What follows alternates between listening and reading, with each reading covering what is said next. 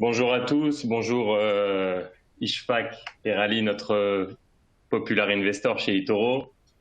Nous avons le plaisir de vous recevoir aujourd'hui pour un webinaire dans lequel on vous posera quelques questions. On prendra aussi quelques questions de l'audience à la fin du webinaire. Alors d'abord, je vais commencer par une question toute simple. Ishfaq, comment allez-vous? Bonjour Oriel, bonjour tout le monde, je vais bien, merci. Très bien, très bien.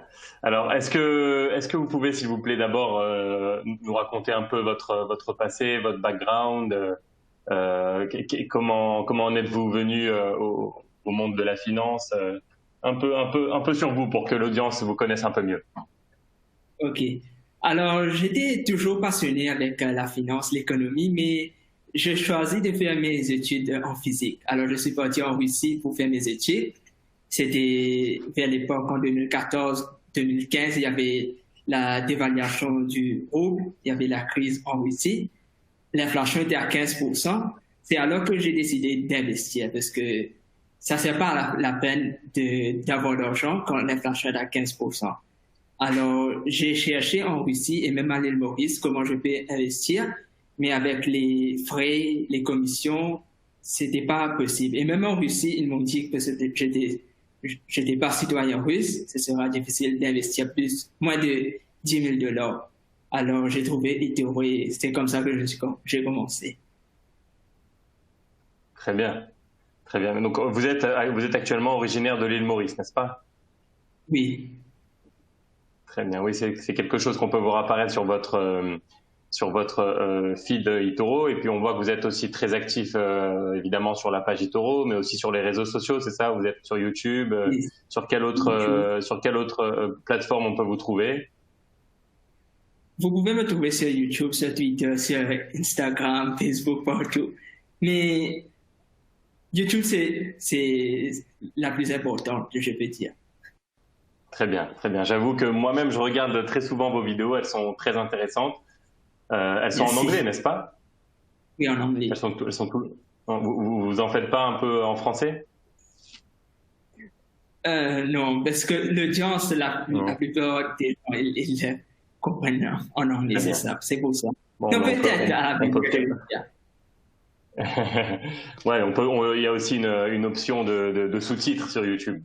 Oui, oui, il y Je a ça. recommande fortement, je recommande fortement à notre audience d'aller voir la chaîne YouTube de Monsieur Perali. Elle est très très intéressante et ce sont des vidéos toujours de qualité. Donc en Merci. fait, vous nous avez expliqué comment vous en êtes arrivé au monde de la finance, comment vous avez trouvé aussi eToro, parce que évidemment des plateformes de trade il y en a beaucoup. Pourquoi vous avez choisi eToro? Comment nous avez-vous trouvé? C'était plutôt sur les sponsors parce que quand j'habitais en Russie, la plus grande banque en Russie, c'est SBL Bank. Alors, ils s'étaient partenaires avec eToro. Comme je vous ai dit, je ne pouvais pas investir pour SBL Bank parce que j'avais besoin de plus de 10 000 $. Mais il y a eToro qui est partenaire avec SBL Bank. À l'époque, je ne sais pas si c'est toujours le cas, mais je pensais que c'était pas comme les autres plateformes. Je pouvais compter sur eToro. Parce qu'il y a beaucoup de plateformes qui ne sont pas vraiment très, très bonnes sur Internet. Mhm. Très bien. Oui, c'est vrai que beaucoup d'utilisateurs nous disent que ce qui est intéressant sur la plateforme, c'est qu'elle est simple d'utilisation, même pour des gens qui ne Oui, sont pas des experts en finance. C'est oui, facile à utiliser et à comprendre. Je pense que c'est oui, un avantage que l'on a effectivement sur la plateforme. oui, parce que quand j'ai commencé, j'étais nouveau. Même si je connaissais la finance, mais le monde d'investissement, j'étais nouveau. Mais vous pouvez avoir le compte virtuel pour pouvoir vous entraîner avant de commencer avec votre propre argent. Je pense que c'est quelque chose de très bon. Très bien. Très bien. Alors, donc aujourd'hui, vous êtes ce qu'on appelle Popular Investor, c'est-à-dire vous êtes un investisseur qui peut être copié par le plus grand nombre de nos utilisateurs. Vous avez déjà aujourd'hui une grosse communauté. Ce qui m'intéresse, c'est comment vous avez décidé de devenir PI, Popular Investor? C'était en avril 2017. J'ai pas vraiment décidé à devenir Popular Investor. C'est juste que je partageais tout le temps mes analyses sur eToro et quelqu'un m'a copié. J'avais aussi des bonnes statistiques, c'est pour ça. Et j'ai dit pourquoi pas. Je suis devenu Popular Investor et il y a toujours l'avantage que quand vous êtes Popular Investor, Rising Star ou même Champion, vous serez payé par eToro. Mais moi, ce qui m'a motivé, c'est pas vraiment ça, c'est plutôt de mes analyses et les statistiques que j'avais. C'est ça qui m'avait motivé vraiment. Très bien. Ouais, parce qu'effectivement, n'importe quel utilisateur peut être copié chez eToro, mais afin de devenir Popular Investor, il faut remplir certains critères que donc vous avez remplis assez rapidement en 2017. Et effectivement, on voit que votre ascension depuis, elle est assez impressionnante. En termes de nombre de copieurs, c'est assez impressionnant. Maintenant, si on pouvait rentrer... Oui. Si quelqu'un veut devenir un populaire investor, il faut beaucoup partager sur le newsfeed. Il faut beaucoup partager. C'est ça le secret. Exact, c'est vrai. C'est vrai, exactement. C'est le principe de la plateforme, c'est que c'est une plateforme de trading social. De la même manière que Facebook est un réseau social, eToro l'est tout autant, on peut commenter, partager, liker. Et c'est vrai que lorsque quelqu'un partage des informations et des analyses de qualité, nous, de notre côté, chez eToro, on peut facilement le mettre en avant. Maintenant, j'aimerais parler un petit peu de votre stratégie d'investissement. Quelle est votre manière de voir les marchés financiers? Comment vous choisissez une action? Comment vous savez quand l'acheter, quand la vendre, etc. Je pense que ce sont ce genre de questions qui intéressent notre audience. OK. Alors, je suis un value investor. Et pourquoi je suis devenu un value investor? C'est parce que comme le meilleur investisseur au monde, c'est Warren Buffett. Pourquoi pas suivre le meilleur? Et aussi, j'ai appris sur les intérêts composés. Par exemple, si vous investissez $1000, une seule fois, sur 50 ans, si la moyenne, le retour, c'est 10% par an, après 50 ans, vous aurez $117 000. Et si vous pouvez faire mieux que ça, 15%, après 50 ans, vous aurez plus d'1 million de dollars. C'est logique. C'est pour ça que j'ai choisi d'être un value investor. Et vous allez me demander comment j'ai choisi les investissements. Exact. Oui. Alors, il faut bien connaître la différence entre le prix et la valeur. Par exemple, si le prix d'action d'Apple aujourd'hui, c'est à peu près $430, ça c'est le prix, mais c'est pas la valeur. Alors, il y a des techniques pour pouvoir calculer la valeur d'une compagnie. Ça dépend de la compagnie aussi. Par exemple, vous pouvez utiliser le book value ou le cash flow. Ça dépend vraiment. Il faut toujours lire les états financiers autant que possible. Très bien. Donc vous faites plus une analyse fondamentale que technique. Oui, plus fondamentale. Très bien. Très bien. Et, donc en fait... Un exemple, c'est une banque, par exemple. Là, le book value est très important. Il faut regarder le book value pour pouvoir connaître la valeur d'une banque. Mais une compagnie comme Apple, il y a la valeur de la mort. Ça, c'est pas sur les états financiers. C'est quelque chose que, le plus que vous lisez, au futur, vous connaîtrez comment calculer la valeur d'une compagnie basée sur la marque. Mmh. Très bien. Alors, ça dépend c'est très intéressant. Et donc, ce que vous disiez sur les intérêts composés, ce sont en fait ce qu'on appelle en anglais les compound interest, c'est ça? Oui, le compound interest. C'est en fait l'investissement sur le long terme fait que la valeur investie augmente avec le temps et donc forcément l'intérêt augmente aussi de manière exponentielle si on n'y touche pas. C'est bien ça? Oui, c'est ça. Et bien sûr, si vous investissez tous les mois, tous les ans, ce sera mieux pour vous. Bien sûr. Bien sûr.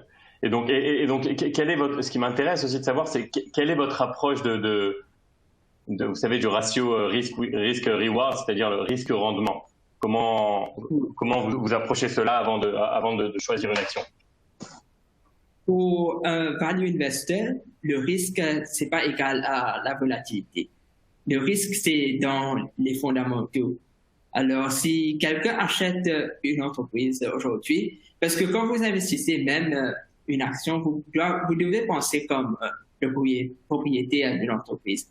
Si vous achetez l'entreprise aujourd'hui et que dans 10 ans, l'entreprise ne va pas avoir des profits, alors pourquoi vous payez sur cette entreprise? C'est risquant. C'est comme ça que je vois le risque, moi. Il faut toujours penser au futur. Comment ça serait au futur? J'ai compris. Très bien. Très, très bien. OK. Et donc vous, pour vous, comment dire, la durée optimale de détention d'une action, c'est combien de temps? C'est-à-dire vous allez la conserver quelques mois, quelques années, ou ça dépend? Quelle est votre durée d'investissement? Ça dépend de l'action. Je vais vous donner l'exemple de GameStop. J'ai investi pour le lancement de la nouvelle PlayStation et Xbox. Ceci n'est pas, c'est pas plus que 2 ans. Mais si, par exemple, j'investis dans JP Morgan Chase, c'est une banque, et dans 20 ans, même dans 40 ans, les banques seront là, et c'est un investissement long terme. Alors, ça dépend de l'industrie, du secteur et même de la compagnie. J'ai compris. Mais donc, vous êtes tout à fait capable de garder une position ouverte, une action pendant plusieurs années. Oui, mes actions sur Apple, j'ai acheté en 2016 à $90 l'action. Maintenant, c'est $430. Avec plus de... Et vous l'avez toujours pas vendu? Oui. Alors, j'ai commandé ça pendant 4 ans. Et vous l'avez toujours pas vendu? Non, j'ai vendu un peu, mais pas tout. J'ai toujours quelques actions d'Apple. Très bien, très bien. Oui, c'est effectivement, c'est une autre stratégie, c'est que on n'est pas forcé toujours de vendre toute la position. On peut vendre une partie pour récupérer les bénéfices, et si on croit toujours en la société, on peut la laisser pour du long terme. Oui, c'est ça. Si c'est cher, vous pouvez vendre, mais si c'est pas cher, pourquoi vendre? Très bien, très bien. Et donc votre si j'ose dire, votre guide, c'est bien Warren Buffett, c'est ça? Oui, c'est ça. Vous lisez, j'imagine, vous avez lu le livre de Benjamin Graham. Oui, le livre d'Intelligent Investor. Il y a aussi Security Analyst. C'est la Bible. Oui, c'est la Bible. C'est la Bible des investisseurs. Oui. Et même les lettres de Warren Buffett, c'est très facile à lire, les lettres de Warren Buffett. Qui sont publiées. Ça, c'est très intéressant ce que vous dites, les lettres de Warren Buffett, parce que je suis pas sûr que tout le monde les connaisse. Où est-ce qu'on peut les trouver, et c'est publié à une fois par trimestre, à quelle fréquence, une fois par an? Une fois par an, c'est en février, une fois par an, sur le site de Berkshire Hathaway. Et les lettres sont là-bas. Et c'est facile à comprendre et à lire? Oui, c'est facile à comprendre. Mais c'est en anglais, mais c'est pas compliqué. Même pour un débutant, je pense que c'est facile à comprendre. Parce que Warren Buffett, il explique tout. Très bien. Bon, je pense que c'est quand même assez intéressant de savoir qu'un investisseur comme Warren Buffett est prêt à partager ses connaissances et ses vues sur le marché. Donc effectivement, ça devrait être intéressant de lire ça, de lire ce genre de lettres. Oui. Maintenant, est-ce que j'imagine que comme tout investisseur, ça vous est déjà arrivé dans le passé de vous tromper, et donc de vous tromper dans vos investissements, et donc à quel moment en fait vous savez que vous vous êtes trompé, et donc qu'est-ce que vous faites lorsque vous voyez qu'une action chute fortement? Est-ce que vous la gardez? Est-ce que vous la vendez à perte, ou est-ce que vous attendez? Quelle est justement votre approche vis-à-vis de ce genre de cas? C'est pas vraiment si l'action tombe, alors ça veut dire que je me suis trompé. C'est pas comme ça. Non, ça peut arriver, mais c'est pas vraiment comme ça. Si l'action tombe, si c'est toujours une bonne compagnie, je vais investir plus. Mais je vais vous donner l'exemple quand j'ai trompé sur Morgan Stanley. Alors, quand j'avais analysé la compagnie il y a quelques années, j'avais pas pris en considération la qualité des prêts. Mais c'est après quelques mois que je vu la qualité des prêts, je n'ai pas trop ça, alors j'ai décidé de vendre tous mes actions de Morgan Stanley. C'était basé sur les fondamentaux, pas vraiment sur le prix de Morgan Stanley. Je pense que j'ai vendu avec un profit, c'est pas trop beaucoup, mais c'est basé plutôt sur les fondamentaux. J'ai compris. Donc vous avez continué à analyser évidemment donc l'action lorsque vous la détenez, et puis vous avez compris que, comme ce dont vous avez parlé tout à l'heure, la comparaison entre le book value et le market value, il y avait effectivement une certaine indication qui vous disait que c'était le moment de vendre, c'est ça? Oui, c'est ça. Mais si aussi la compagnie change, si la direction change et vous pensez que c'est pas une bonne compagnie pour investir dans le futur, et peut-être ça peut arriver de vous tromper et vous pouvez vendre. Mais c'est très bien. Ça c'est quelque chose que pas beaucoup d'investisseurs, je pense, regardent. C'est effectivement la direction d'une société. Oui. On l'a vu dernièrement avec Wirecard, la société de paiement allemande, qui a eu un scandale financier énorme, qui était apparemment très mal géré par la direction. D'ailleurs, je pense que le PDG qui a démissionné depuis a été arrêté. C'était un gros scandale financier. Donc c'est vrai que de savoir qui est à la tête d'une société, c'est toujours très important lorsqu'on choisit ses investissements. Oui, c'est ça, c'est très important. Pas juste le CEO, le PDG, même le CFO, bien sûr. Tout le monde. Bien sûr. Et vous devez savoir qu'est-ce qu'ils font la compagnie, s'ils achètent les actions, ils vendent les actions, vous devez tout suivre. Et même, vous devez savoir quelles sont les philosophies de ces personnes-là. Par exemple, j'ai un investissement JP Morgan Chase, j'admire vraiment le CEO, Jamie Dimon, et j'ai même le livre là, sur sa vie, sa biographie. J'apprécie vraiment ce CEO parce qu'il pense, il était parti en Chine, il avait raconté comment la compagnie sera en Chine après 50 ans. Parce que même s'il ne sera pas, je ne pense pas qu'il sera CEO après 50 ans, mais de long terme, il pense long terme, je vais investir dans cette compagnie, dans ce CEO. C'est ma passion ma façon de penser quand j'investis dans une compagnie. Très bien, très bien. Et donc, où est-ce que vous faites toutes vos recherches pour avoir toutes ces informations? Est-ce que vous regardez les informations sur le site d'eToro peut-être, ou est-ce que vous allez directement par exemple, si vous voulez acheter l'action d'Apple, est-ce que vous allez sur l'onglet Investors dans le site Apple? Comment vous faites vos recherches? Je regarde sur l'Investor Relations page, la page d'Apple, parce que là-bas, vous aurez tous les 10K, 10Q Forms, tous les formulaires que vous devez savoir sur leur compagnie. C'est la meilleure place. Mais aussi, je suis abonné à plusieurs newsletters. Par exemple, il y a insiderarbitrage.com, un newsletter sur le value investment. C'est très intéressant de vous abonner, même Seeking Alpha et ce type de site pour vous focus. Très bien. Très bien. Et donc, lorsque vous avez choisi votre action, vos investissements, je pense qu'on a compris comment vous les choisissez. Comment vous construisez votre portefeuille? Qu'est-ce qui, pour vous, est important lorsqu'on construit un portefeuille, justement, comme vous le dites, pour le long terme? C'est là qu'il y a une différence entre moi et Warren Buffett.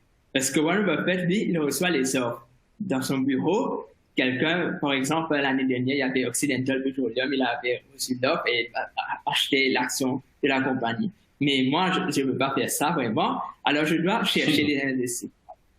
Ce que je fais, je pense quelles sont les économies qui sont bonnes dans le futur, les industries, les secteurs. Par exemple, il y a la technologie 5G. Je pense qu'il faut investir dans la technologie 5G et je vais avoir, disons, 10% de mon portefeuille sur les 5G. Alors, je vais regarder toutes les compagnies en 5G, pas tout, presque tout, même en Chine, aux États-Unis, en Europe, partout.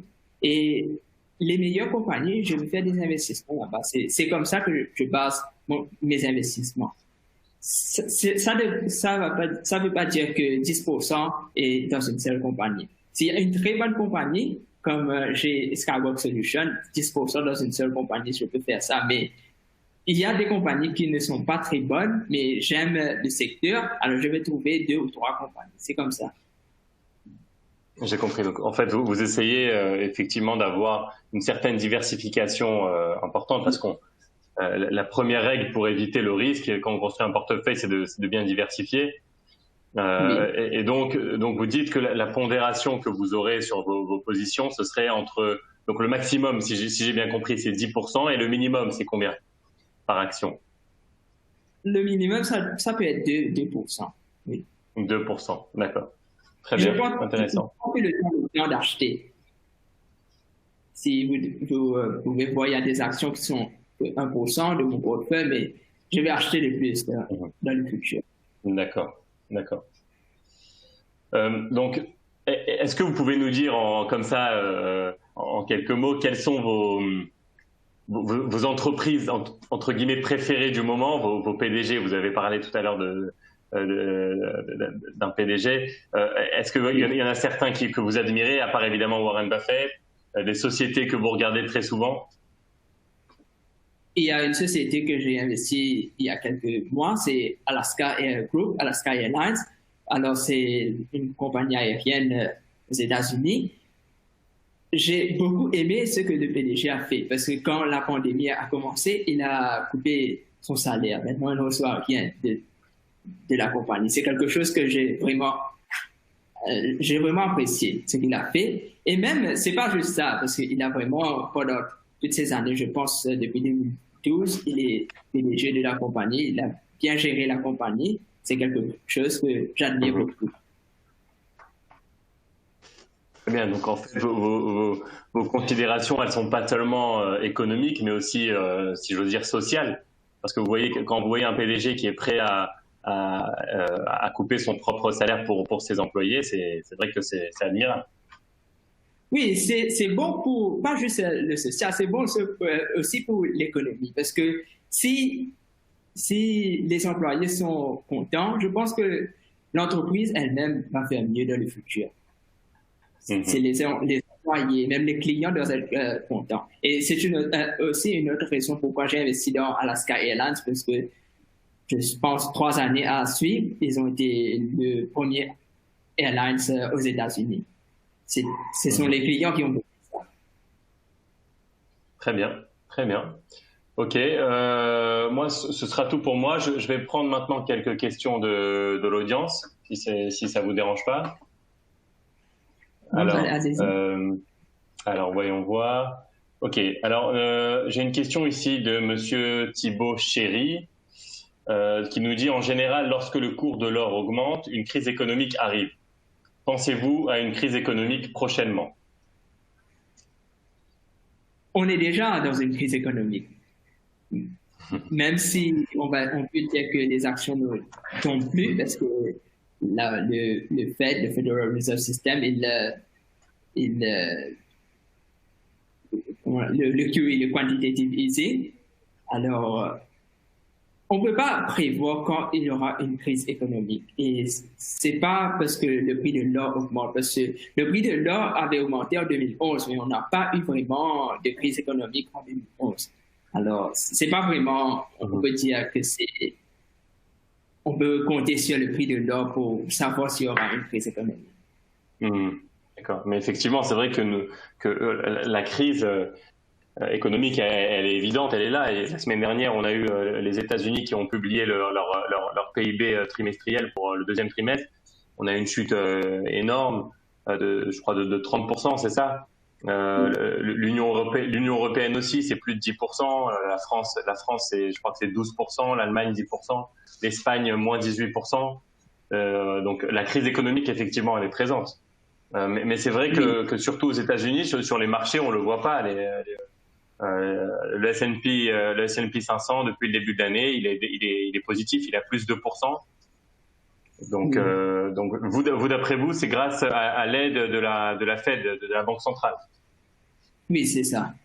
Et pour répondre à la question sur l'or, c'est un indicateur, mais un indicateur. Il y a beaucoup d'indicateurs pour savoir comment l'économie va être dans le futur. Il ne faut pas que regarder le prix de l'or. Oui, et je pense que c'est l'action de la Banque centrale pourquoi les actions continuent à monter. Intéressant. Très bien. Alors, OK, on a Kevin Cale, j'espère que je lis bien le nom, qui vous demande avec quel capital avez-vous commencé à trader? Bon, j'avais commencé avec $100 le premier jour et j'ai ajouté comme ça. Et j'ajoute toujours. Donc, c'est-à-dire que tout le monde peut commencer avec des petites sommes et puis petit à petit, on apprend et on devient professionnel, c'est ça? Oui, c'est ça. Parce que la plupart de mon net worth, c'est dans mes investissements. Très bien. Et toujours une question de Kevin Cale. Il vous demande, est-ce que vous pensez qu'il faut acheter du Bitcoin actuellement? D'ailleurs, c'est intéressant comme question. Est-ce que vous investissez sur le Bitcoin ou sur d'autres crypto-monnaies ou c'est quelque chose qui vous intéresse pas vraiment? J'avais investi il y a quelques années, mais maintenant, vous me demandez, je ne sais pas. Parce qu'il y a quelques années, j'avais investi, le Bitcoin était à $900 quand j'avais investi, et puis c'était pas à $20 000. Maintenant, je ne peux pas répondre. C'est pas vraiment mon domaine pour l'instant. Et quand j'avais investi, c'était 5% de mon portefeuille.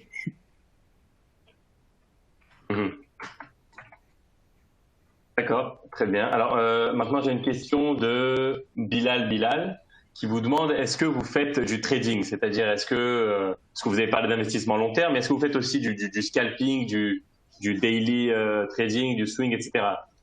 Moins de l'investissement long terme, est-ce que vous faites aussi du trading? Non, c'est pas votre philosophie. Non, non. Mais je fais l'arbitrage. Si une compagnie va acheter une autre compagnie, s'il y a une différence de prix, je vais faire l'arbitrage. Par exemple, il y avait Caesars Entertainment qui a été acheté par Eldorado Resorts. J'avais investi en mars et la vente a été faite il y a quelques semaines. Alors, j'ai pu faire doubler mes investissements dans Caesars Entertainment en 3 mois. Alors, ça, je peux faire. Même Fitbit et Google, les acquisitions, ça, mais pas le daily trading ou swing trading. J'ai compris.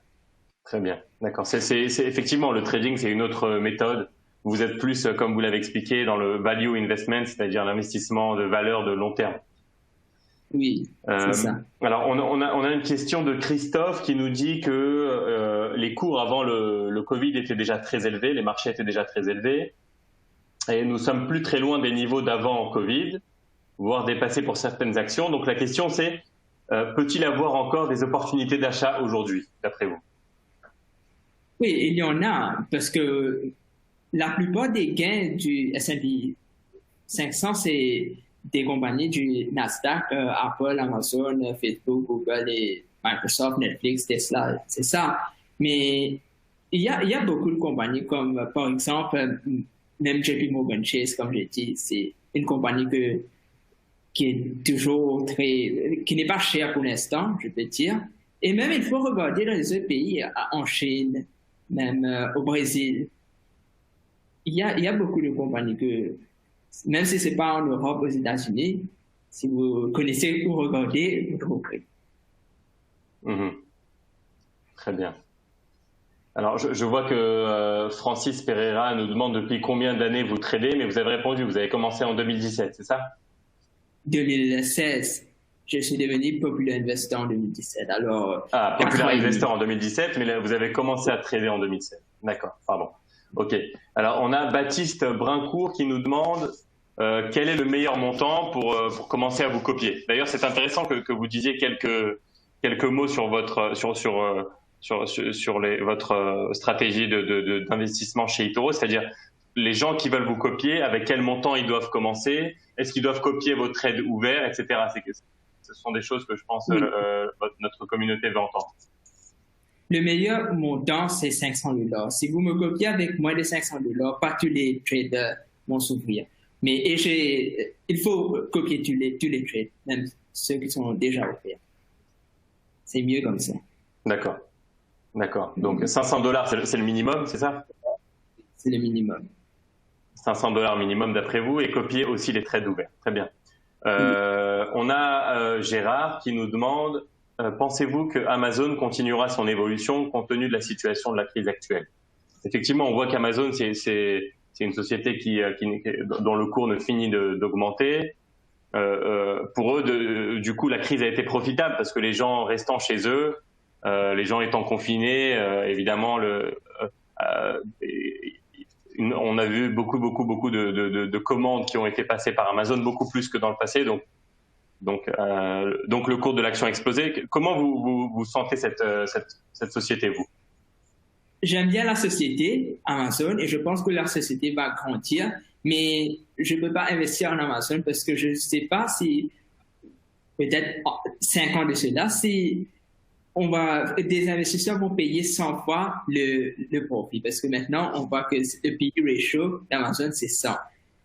Et même si les profits d'Amazon continuent à monter, on ne peut pas être 100% sûr que les investisseurs, 5 ans au futur, ils vont payer 100 fois le profit d'Amazon. S'ils paient 80 fois le profit d'Amazon, on peut perdre de l'argent sur cet investissement. C'est ce qui s'est passé avec Microsoft en 2000, quand il y avait le dot-com bubble. Même si la société a grandi, continue à grandir, mais les investisseurs n'ont plus voulu payer ce prix-là sur Microsoft. C'est pour ça que moi, comme un value investor, je veux choisir les compagnies qui sont plus sûres, c'est moins cher. J'ai compris. D'ailleurs, je pense que, si je me trompe pas, je pense que Warren Buffett a dit dans une de ses interviews qu'il regrette de ne pas avoir investi dans Amazon plus tôt. Évidemment, on parle de ça il y a plusieurs années. Oui. Au départ, c'était qu'une librairie en ligne. C'était un site qui vendait que des livres. Et puis, évidemment, aujourd'hui, c'est devenu le numéro 1 du e-commerce. Je pense que Warren Buffett a dit dans une interview qu'il regrettait de ne pas avoir acheté.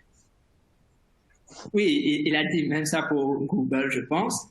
Mais on ne sait pas s'il y a une crise qui vient. Peut-être il va acheter Google même. Amazon. Ouais. Parce que ce sont des compagnies qui vont continuer à grandir, comme vous avez dit, même Tesla, même Netflix, mais le problème, c'est le prix actuel.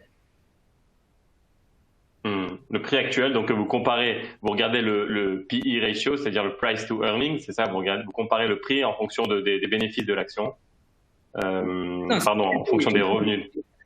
Un exemple, c'est pas tout le temps le PE ratio. Oui, j'ai compris.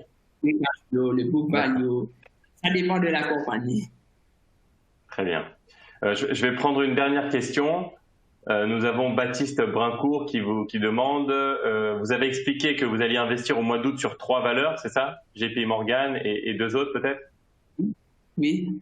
Et donc la question c'est, voilà, et donc la question c'est, devra-t-on rajouter des fonds à ce moment-là? Ou fera-t-il l'équilibrage de son côté? C'est-à-dire, est-ce que les clients qui vous copient devront rajouter des fonds ou alors vous-même, vous allez repondérer votre portefeuille? C'est pas la peine d'ajouter des fonds. Moi, je vais ajouter des fonds sur mon portefeuille peut-être chaque quartier, chaque 3 mois, mais c'est pas la peine pour mes investisseurs de le faire.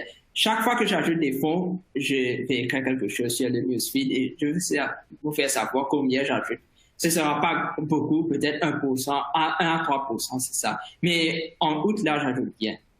Parce que j'ai déjà des fonds dans mon portefeuille pour acheter ces compagnies.